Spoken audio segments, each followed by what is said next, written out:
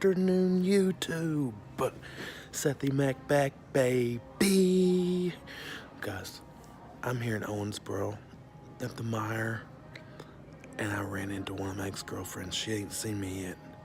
You're about to meet her. Guys, you gotta be real quiet. She don't even see us coming. Oh my God, it's been so long.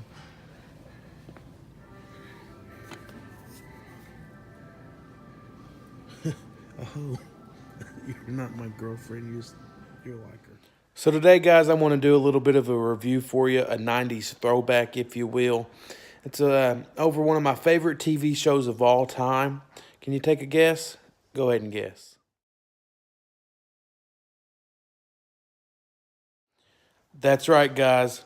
Today, I'll be reviewing an episode of Pete and Pete, one of the best 90s shows for Nickelodeon. Actually, I think one of the best 90s shows of all time. It's about a brother named Pete and his little brother named Pete, and their mom, and the plate in her head, and Ellen, and Petunia, and don't forget, little Pete's a superhero, Artie, strongest man in the world. So today's episode of Pete and Pete is called What I Did on My Summer Vacation. It's basically the story of Big Pete and Little Pete and Ellen on the search for Mr. Tasty, the ice cream man. The episode starts out with Big Pete sitting on his car, talking about how do you know when summer's truly over. Talks about how his dad says that summer ends exactly 1 second after midnight on September the 21st. Big Pete also says that his friend Ellen thinks that summer's over when it's time to start searching for a three-ring binder or a trapper keeper for when you go back to school.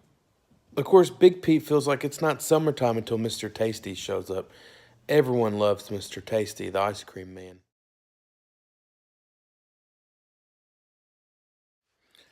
No one knows Mr. Tasty's true identity. No one knows his name, what he looks like under the mask. But somehow Mr. Tasty always shows up when it's time. He always shows up to serve those blue tornado bars. Of course, it cuts to Ellen showing her working at her summer job in a photo booth in some sort of parking lot for her uncle. She's pretty bored because it's just the one summer day where she's stuck at work, and then she stumbles across some photos of Mr. Tasty. Of course, Ellen and the Petes decide that they want to look at the pictures, but Ellen doesn't want to break the rules. So little Pete opens the pictures himself and sees that Mr. Tasty's been all over the world. Of course, it's weird that he won't take his costume off. So then the kids are worried that Mr. Tasty has no friends, and they decide, we're going to be his friends. We are going to hang out with Mr. Tasty. So they help mow yards, and they help clean his car. They help clean his windows to his ice cream truck just to become friends with Mr. Tasty. When they ask to become friends with Mr. Tasty and if they could see what he looks like, he spazzes out. He winds up telling them, I don't need you that bad, and he leaves town. So once he leaves town and the kids realize that there's no more blue tornado bars, more importantly, no more Mr. Tasty, they get worried. They start searching for him. Artie, the strongest man in the world, climbs all the way up on top of Wellsville's water tower, and he looks for Mr. Tasty. And of course, Artie being the superhero he can see him all the way in Kentucky.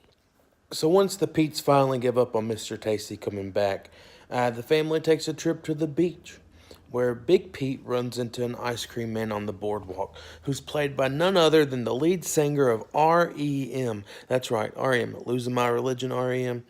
Dope.